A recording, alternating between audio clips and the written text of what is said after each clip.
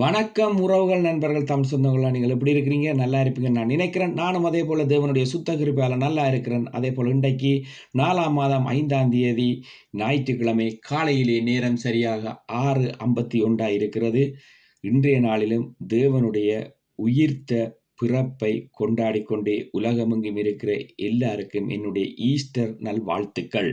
அதே போல நீங்கள் ஒவ்வொருத்தரும் இன்றைய நாளிலும் ஆலயம் சென்று இன்றைக்கு தேவனுடைய உயிர்ப்பை கொண்டாடி கொண்டிருக்கிற உங்கள் ஒவ்வொருவரையும் தேவன் நிறைவான சமாதானம், நிறைவான சந்தோஷத்தோடு உங்களை ஆசீர்வதிப்பார் என்று சொல்லி நான் தேவனுக்குள் விசுவசிக்கிறேன்.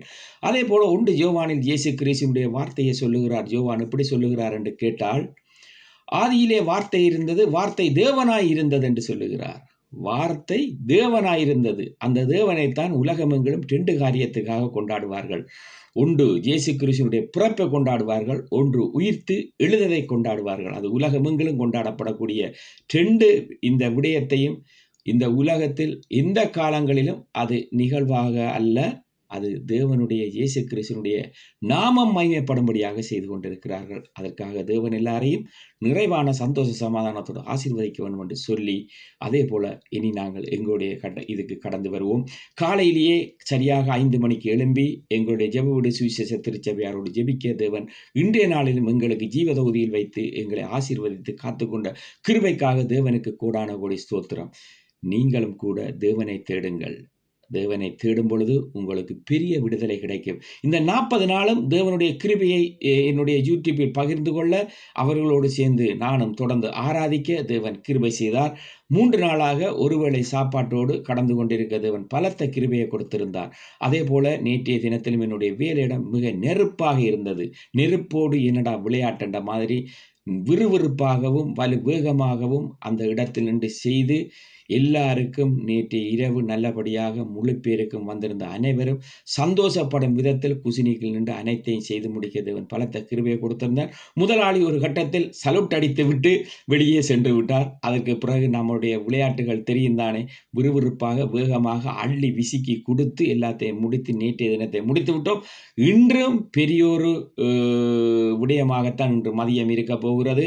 அது எனக்கு எப்படி முடித்து நான் எப்படி சரியாக இந்த இடத்திலிருந்து 4:20க்கு ரெயின் எடுத்தால்தான் நான் போக வேண்டிய இடத்துக்கு சரியா 6 மணிக்கு சென்று சேரக்கூடியதாக இருக்கும்.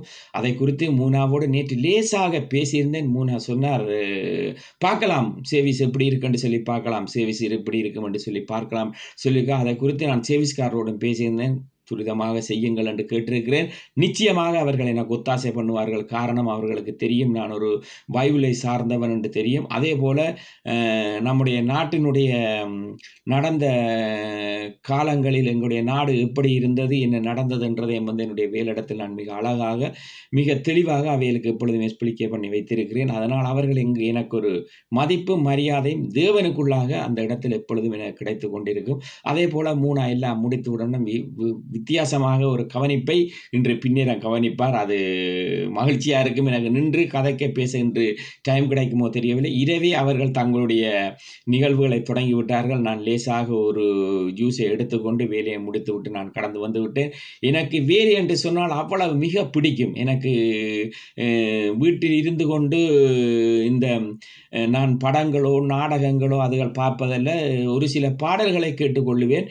வேலை என்றால் எனக்கு அவ்வளவு இதாக பிடிக்கும். இப்பொழுதும் கூட 2 வேலை. அதே போல் இன்னும் ஒரு சீனுவா ரெஸ்டாரண்ட்காரன் என்னோட நல்ல பழக்கம். நான் இருக்கிற ஊரில் போன கிழமையில் கேட்டிருந்தார், உனக்கு டைம் இருந்தால் ஒரு 3 சேவிஸ் பார்க்கக்கூடிய டைம் இருந்தால் எனக்கு சொல்லு. ஒருத்தர் இந்த நாட்களை சில குழப்படி விட்டு கொண்டிருக்கிறார் என்று கேட்டிருந்தார். பார்ப்போம், தேவனுக்கு சித்தமானால் நிச்சயமாக இந்த ஆண்டு இருக்கிற 9 மாதத்தில் தேவனை எப்படி உயர்த்துவாரோ அப்படி உயர்த்தட்டும்.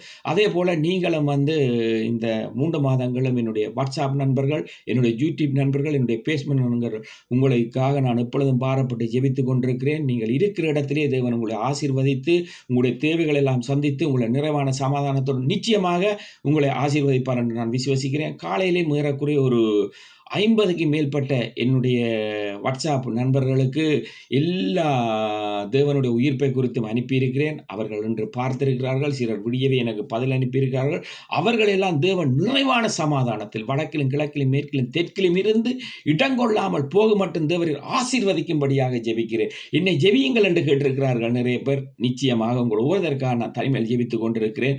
அது உங்களுக்கு விடுதலையை கொடுக்கும், சந்தோஷத்தை கொடுத்தும், சமாதானத்தை கொடுக்கும் என்று நான் தேவனுக்குள் விசுவசிக்கிறேன். 40 நாள் பலங்கொண்டு திடமனதாயிரு, நீ போகும் இடமெல்லாம் உன் தேவனாகிய கர்த்தர் உன்னோடு கூட இருப்பார் என்று சொல்லி மோசேயோடு வனாந்திரத்தில் நடக்கும் பொழுது 40 ஆண்டுகள் இருந்தது போல் 40 நாள் பலமாக ஜெப வீடு சுவிசேஷ திருச்சபையோடு உபவாசத்தை முடித்து ஓட கிருபை செய்தார். இன்றைய நாளில் மகிமையாக ஜெப வீடு சுவிசேஷ திருச்சபை இன்றைக்கு லைஃபில் டெலிகாஸ்ட் பண்ணப்படும். நீங்கள் இருக்கிற இடத்தில் இருந்து கொண்டு நீங்கள் முழுமையாக பாருங்கள். மிக ஒழுக்கமாகவும் நேர்த்தியாகவும் மிக நிதானமாகவும் மிக கட்டமைப்போடும் அந்த ஆராதனை இன்றைக்கு உங்கள் ஒவ்வொருத்தருக்கும் வீடு தேடி வரும். நிச்சயமாக நீங்கள் கூகுளுக்குள் போய் யூடியூப்பில் போய் ஜெப வீடு சுவிசேஷ திருச்சபை அதனுடைய மெயிலை நான் இன்று யூடியூப் ஐடியை என்று கொடுப்பதற்கு இருக்கிறேன். நிச்சயமாக நான் பாஸ்டரோடு அதை பற்றி பேசிவிட்டு சற்று நிமிடங்களுக்கு நான் அதை உடனே பதிவேற்றுவேன். நீங்கள் அதை பார்க்கலாம். அதே போல நீங்கள் ஒவ்வொருத்தரும் ஆலயத்துக்கு செல்லுங்கள், தேவனை மகிமைப்படுத்துங்கள், விடுதலையை தேடுங்கள், சமாதானத்தை தேடுங்கள், சந்தோஷத்தோடு வாழுங்கள். அதே போல என்னுடைய நண்பன் கனடாவில் இருந்து கேட்டிருந்தான், கணக்க விடயங்கள் இலங்கையில் நடந்து கொண்டிருக்கிறது, நீ ஏன் அதுகளை பற்றி பதிவு வைக்கவில்லை என்று கேட்டிருந்தான். இங்கும் ஒரு தம்பி என்னை அழைத்து பேசியிருந்தார். அண்ணா, இப்படியெல்லாம் விடயங்கள் நடந்து கொண்டிருக்கிறது, இப்படியெல்லாம் சிலர் பேசி கொண்டிருக்கிறார்கள், உங்களுடைய யூடியூப்பிலோ ஃபேஸ்புக்கிலோ ஏன் பேசவில்லை அண்ணா என்று கேட்டிருந்தீர்கள். இன்று இரவு சரியாக கடைசி ரெயின் 12:05 நான் எடுப்பேன் பரிசிலிருந்து. அந்த ரெயினிலிருந்து அதுக்கு சரியான பதில்களை நான் வைப்பேன். காரணம், 40 நாள் ஆண்டவருடைய பாடுகளை நாங்கள் தியானித்ததனால் இந்த மனிதருடைய உள்ளத்தையும் காயப்படுத்தக்கூடாது என்று சொல்லி நான் அதுகளை செய்யவில்லை. இன்று இரவு சரமாரியான சரவெடிகளோடு எல்லாத்துக்கும் இன்று இரவு வன்னிமலத்திலே யூடியூப்பில் பதிவு வரும், நீங்கள் பார்க்கலாம். நாமெல்லாம் தமிழர்கள். அந்த தமிழர்களுக்கு எப்பொழுதும் உணர்வும் ஒற்றுமையும் சந்தோஷமும் சமாதானம் இருக்க வேண்டும் என்று என்னுடைய விருப்பம். வன்னிமலை துளிகளில் இன்று இரவு உங்களுக்கு சரியான நடந்திருக்கிற ஒவ்வொரு விடயத்தை குறித்தும் சரியான பதிவுகள் வரும், நீங்கள் அதை பார்க்கலாம். அதே போல எனக்கு நீங்கள் பெல் பட்டனை அமர்த்துங்கள், சப்ஸ்கிரைப் பண்ணுங்கள். என்னுடைய யூடியூப்பை எத்தாஜினியோடு லிங்க் பண்ணி இருக்கிறோம். அதற்கு நீங்கள் ஒரு சில்வர் மெடல் எடுப்பதற்கு நீங்கள் ஒவ்வொருத்தரும் உதவி செய்யும்படியாக நான் கேட்கிறேன். அதே போல எனக்கும் சில அன்னையாக்கள் என்னோடு தொடர்பு கொண்டு, என்னுடைய நண்பர்கள் நிமித்தம் தொடர்பு கொண்டு சில இடங்களை நீங்கள் பதிவு செய்ய சொல்லி கேட்கிறீர்கள். நிச்சயமாக நான் செய்து தருவேன். எனக்கு வேலை நேரங்கள் கூட நான் 7 நாளும் வேலை, அதாவது 6.5 நாளும் தொடர்ந்து வேலை. என்னுடைய ரெஸ்டாரண்டில் 9 சேவை செய்யணும். அதே போல வெளியால போயும் 2 இடங்களில் வேலை செய்ய வேண்டும். அப்படி இருக்கும் பொழுது நான் உடனே வர முடியாது. அதே போல ஞாயிற்றுக்கிழமை ஆராதனையை நான் விட்டு போவதற்கு எனக்கு மனசில் விருப்பமே கிடையாது. அந்த நாளை தேவனுக்கு கொடுக்க வேண்டும் என்றதால் அந்த நாள் மாத்திரம்தான் எனக்கு லீவ் இருக்கும். அப்படி இருந்தும் இடைநேரத்தில் ஒரு லீவ் இருந்தால் நீங்கள் கேட்பதற்கு உங்களுடைய வீலா இருந்தாலும் சரி, உங்களுடைய தொழிற்சாபனமாக இருந்தாலும் சரி, நிச்சயமாக நான் எடுத்துக் கொடுப்பேன். அதே போல இன்றைய நாள் உங்கள் ஒவ்வொருத்தருக்கும் சமாதான சந்தோஷத்தோடு சுகபலத்தோடு நீங்கள் இருக்க வேண்டும் என்று சொல்லி பரத்தில் இருக்கிற பரமபிதாவிடம் உங்களுக்காக ஜெபம் பண்ணி உங்களிடமிருந்து விடைபெற்றுக் கொள்கிறேன். உங்கள் அன்பு அன்றன். நன்றி, வணக்கம் நண்பர். உறவுகள் அனைவருக்கும்